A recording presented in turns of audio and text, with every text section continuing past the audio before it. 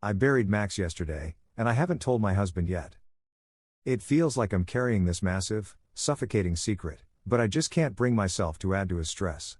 My husband, Jake, is deployed overseas right now, and every time we talk, I can hear the weight of the world in his voice. He's exhausted, anxious, and counting down the days until he can come home. I don't know how to tell him that his best friend in the world is gone. Max was Jake's dog before we even met. He got him as a puppy, years before we even knew each other existed. That dog has been through every chapter of his life, every deployment, every move. When Jake wasn't home, Max was his constant. Now he's just gone. It was so sudden. One minute, Max was chasing his tail in the yard like he always did, and the next, he collapsed. The vet said it was something with his heart.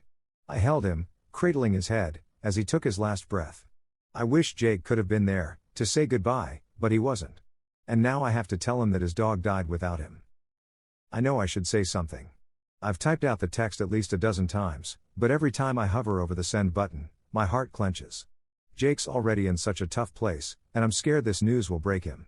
So, I delete the message and wait for our next call, pretending everything's okay while Max's bed sits empty in the corner of the room. I keep telling myself that I'll tell him when he's home, when I can hold him and help him through it. But what if that's wrong?